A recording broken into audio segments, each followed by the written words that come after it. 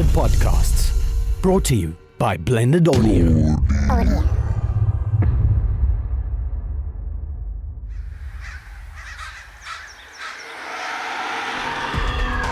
Exploring the unexplained, breaking down barriers, putting the macabre under the microscope, dissecting the disturbing, seeking out the sinister, bringing you the jinkies and the jump scares. Hey guys, and welcome back to Freaky Friday. Welcome, welcome. And as said before, this week we'll be discussing past lives and past life regression. Yeah, this one is really interesting for me because I've watched a lot of TV shows and stuff about past lives and like people who believe they've lived past lives. I've heard a lot of really chilling stories come out of especially children. Yeah. But I don't know, it's an interesting topic to me because I've got a lot of skepticism over this. Yeah, no, I mean, so do I. I mean, I think it's one of those things of what do you believe happens after you die. Exactly. For me specifically, it's very up in the air. I don't know what I believe and what I don't believe. But the thing about past lives is it's almost like a conspiracy theory where there are a lot of things that make a lot of sense to me.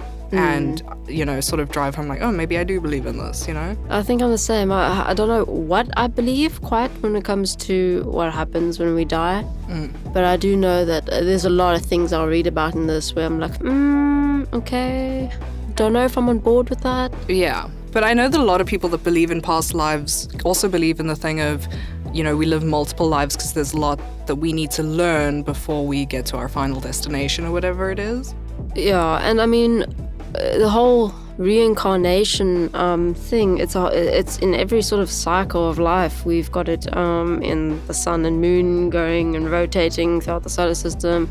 There's plants that grow and then die and then release their seeds, and then the seeds will be reborn. And so reincarnation sort of shown throughout all different like aspects of our life. And I guess it's very easy and natural for some people to just assume or just believe that is what happens with us as well. Yeah. Well, I mean, I think we're obviously going to get a little deeper into this. But if you think about the things that, say like fears that you have that come out of nowhere. Like I know for me specifically, I'm terrified of crossing roads. Oh, yes, I've been with you many times and that has come up. Whoever I'm with, if we have to cross a road, I'm like, give me your arm. It's a whole event. Yeah.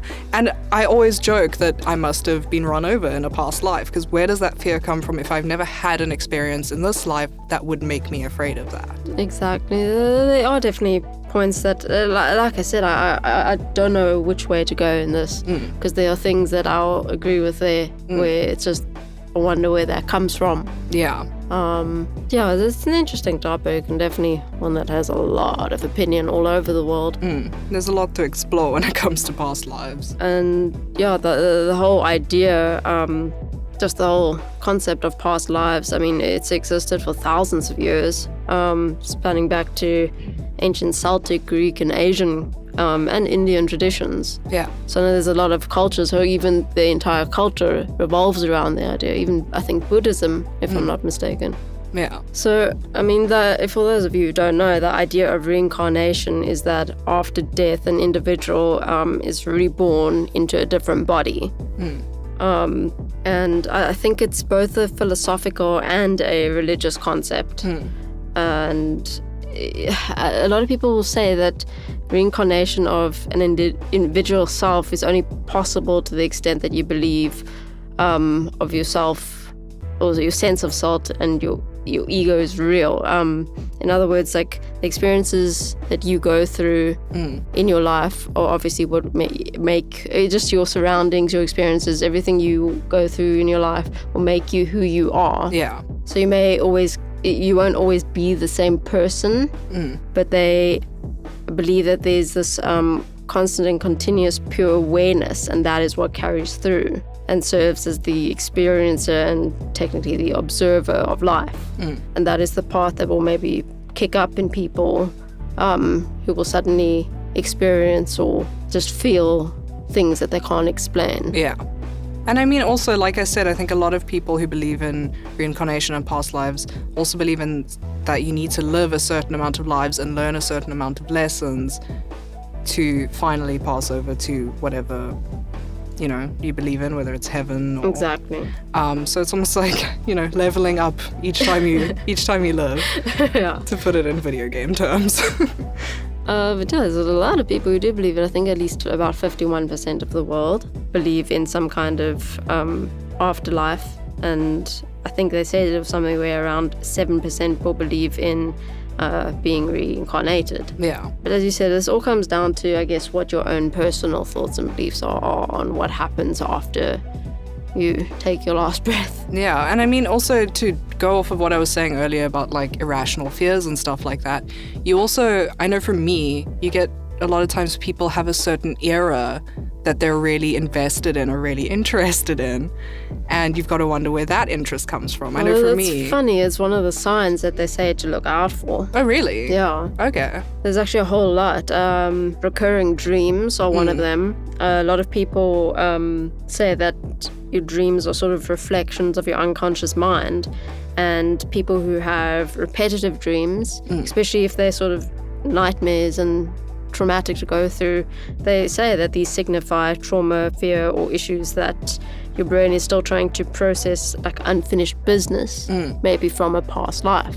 Okay. Well, I mean, that makes sense, because I was talking about, there are a lot of shows and stuff that document people who believe they've lived other lives and stuff. And going back to the irrational fear thing, I vaguely remember an episode with a kid who was terrified of water for absolutely no reason. And through, a whole bunch of other things, obviously, and a bunch of research, the mother came to the conclusion that that child had been on the Titanic, one of the people on the Titanic. That's hectic.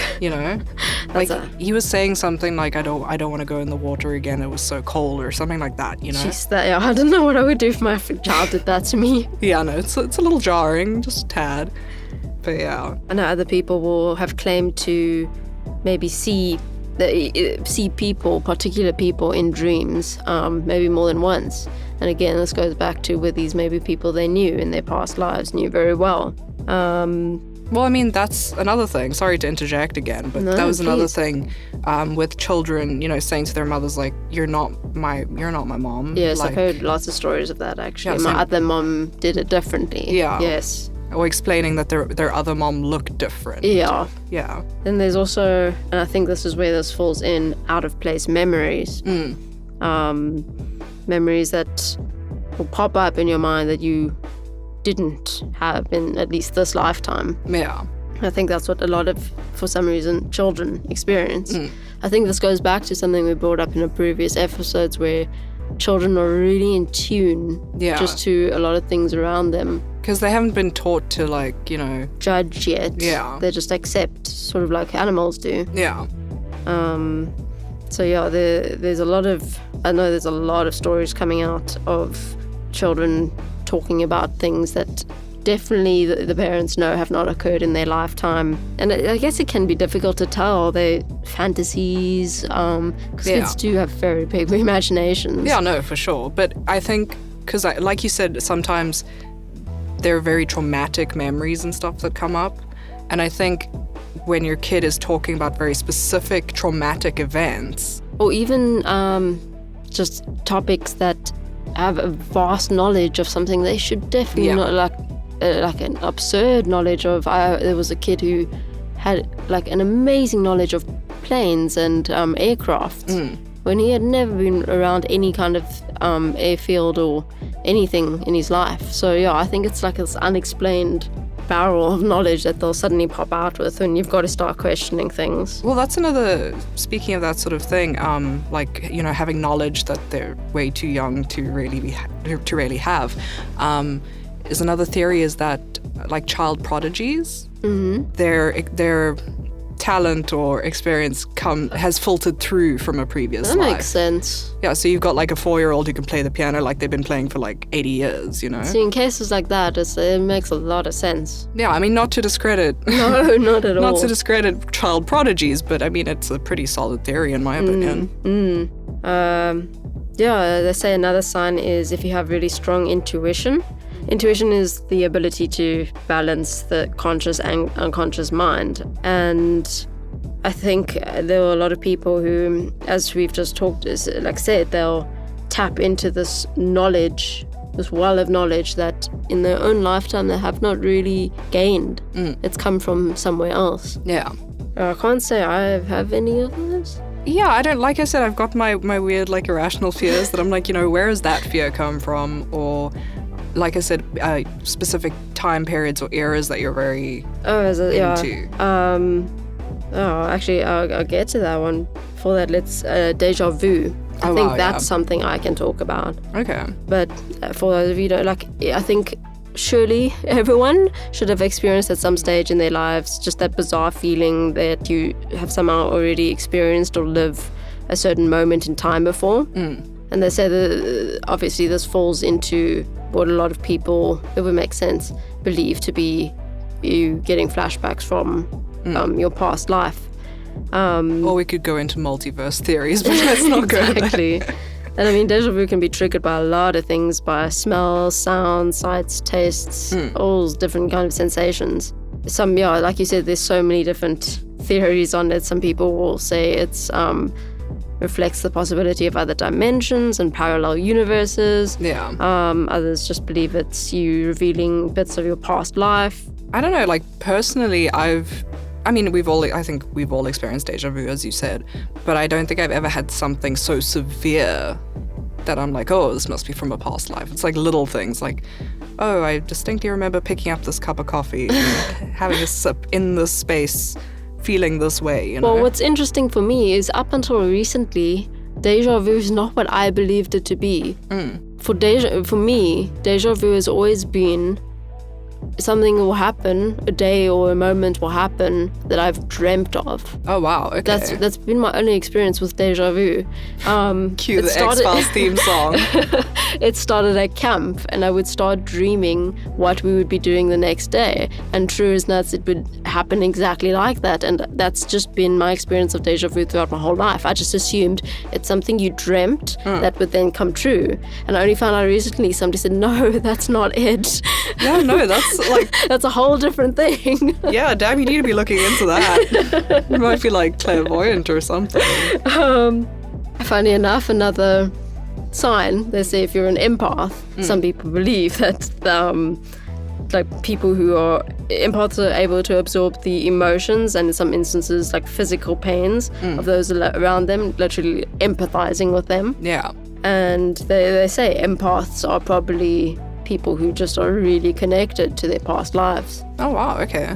But actually going back to your thing about dreaming of something before it happened and then, living it, it's actually not the first time I've heard of it, weirdly enough. There's a guy that I met a couple years ago who also had a very similar thing of he would dream about something, but not the day before. He said he had a very specific dream of standing on the Eiffel Tower and looking out, at the city below, and that's a pretty bizarre thing, know.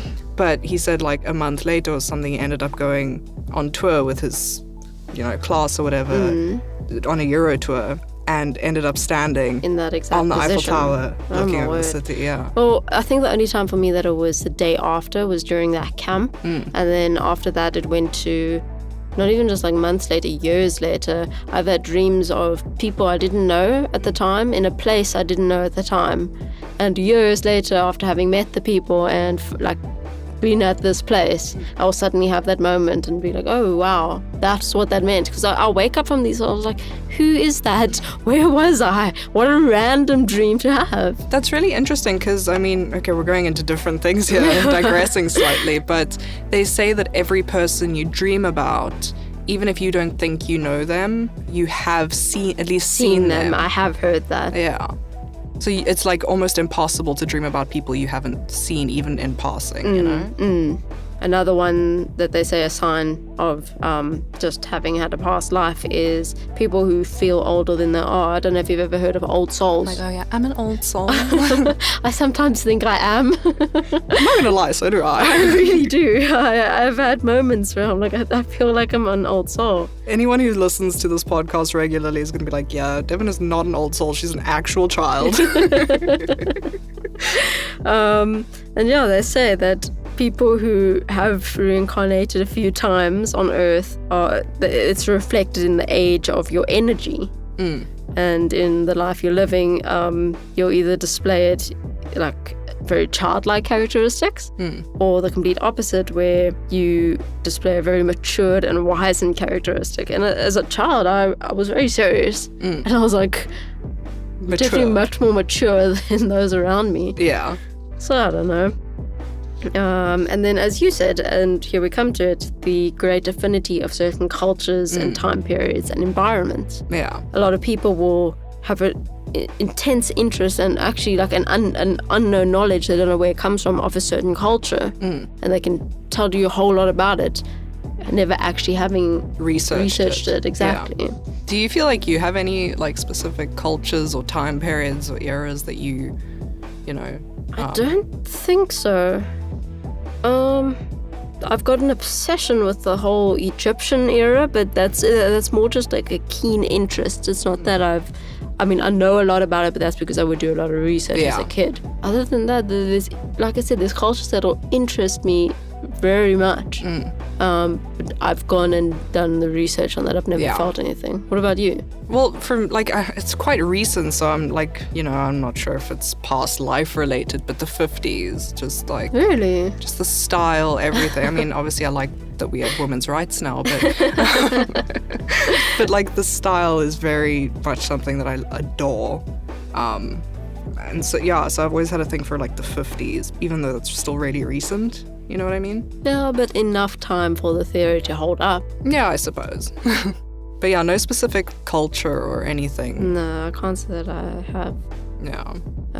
Another one is uncontrollable habits. Okay. They say that stems from your past life.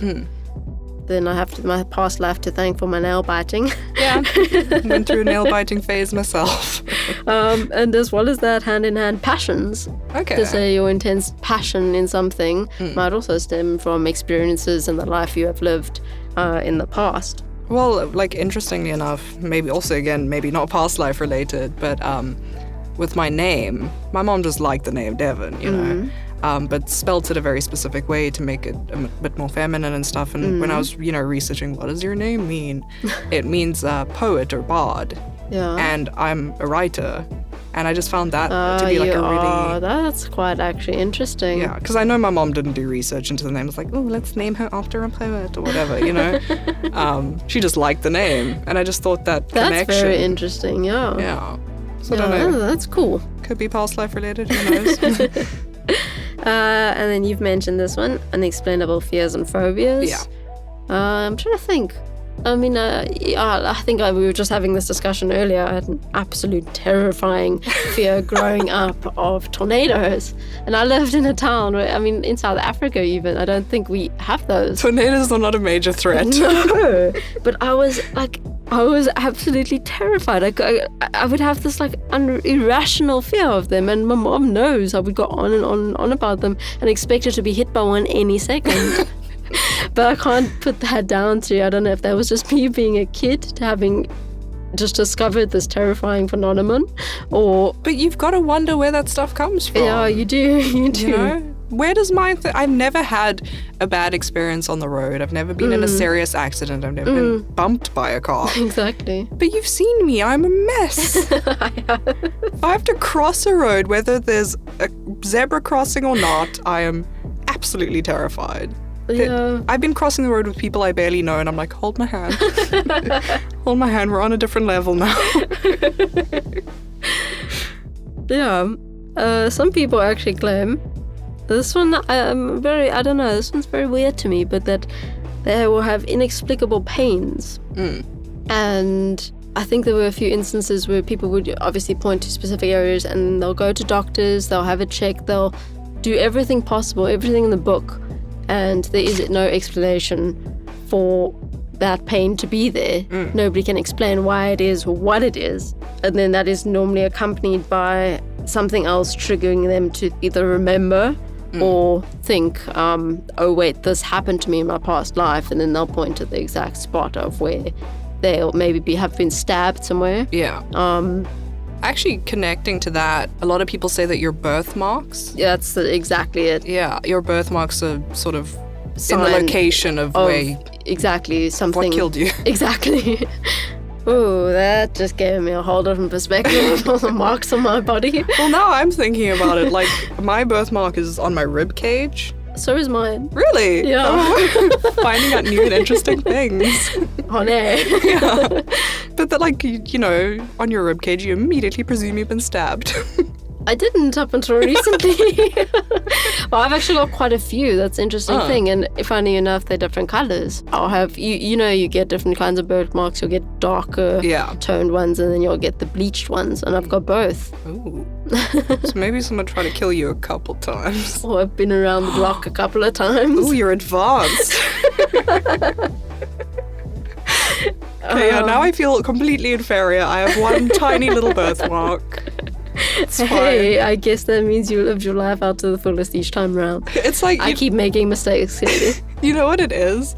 It's like, you know, in life, if you have a really badass scar, people are like, that's pretty cool. Like, you've lived through something. Yeah. Birthmarks are just your past life badass scars, basically. I like that. I'm going to use that going forward. I really like that. Came up with that one myself. So, yeah, there's a whole lot of signs that people will take to mean just evidence of past lives. And some people go so deep into this that they actually take it to past life regression. And for those of you who don't know, it's a technique that uses hypnosis to recover what practitioners believe are memories and past lives or incarnations. And I know the practice is actually widely considered, it's like discredited and very unscientific by medical practitioners. Yeah. And experts will generally disregard any claims of recovered memories from these sessions. They'll say they're fantasies or delusions. But to each his own, you know? Yeah, I mean, look, we've spoken about, you know, how we're both very into the paranormal, but also very skeptical at times. So I never want to knock anything. No, neither do I. But hypnosis for me, I have tried to be put under once. Oh, have you? That's interesting. Yeah, well, it was one of those, like, I don't know if you know this guy that goes around and does shows, like hypnosis shows. And he brings people up from the audience. And I tried, and it didn't work on me. So I'm not saying hypnosis doesn't work. It just didn't work for me. So yeah, I don't know. And that's the thing, I'm so on the fence about things like past lives that I don't think I'd ever spend the money. I wouldn't. Going I to personally someone. don't think I would. But people who do, I mean, they do it for their own reasons. They're trying to either pursue some spiritual experience or maybe just gain some answers. Maybe there are a lot of things that have happened recently that they're desperately looking for answers for. Yeah, well, I mean, the two of us say we don't really have that many experiences that lead us to believe we've had past lives or whatever, but you might find people that have a lot of these experiences, and that's what prompts them to, you know, go and be put under hypnosis and find out. I think my view on it is, even if you go through this and you gain your answers, what's done is done. It's not exactly like you can change it. Yeah. I think you need to just take what you have now, take the life you have now and live that, and not become too obsessed over what's past. Yeah, I don't think it's good to obsess over anything. But then, you know, you can argue the fact that you said at one point you might have unfinished business from your previous life. That is true. And, you know, you maybe want to resolve that for your previous self? Question mark. So I can understand that, you know, but yeah, I think enjoy the life you have. I agree. But yeah, I think to each their own, and if you've maybe experienced some of these things to the extent that it is, that you think maybe there are past lives reaching out to you, then there are techniques for you to go and explore, to dive deeper. Yeah, no, definitely research the topic yourself. There's so much else out there. There really is. It So much more to expands learn. all over the world. And yeah, you're not alone. You are not alone. This is a safe space. But thanks, guys, for joining us this week. And if you tune in next week, we've got some very, very cool topics to discuss, talking about very weird and creepy natural things in the world, and this maybe not so natural. So that's what we're calling the unnatural natural. We're very proud of that one. So yeah, tune in next week, and thanks for listening. See you guys. Freaky Fridays, hosted by Devin Beatty and Megan Portnoy, and produced with the generous assistance of Janu Blau. and Blended Podcasts. Brought to you by Blended Audio.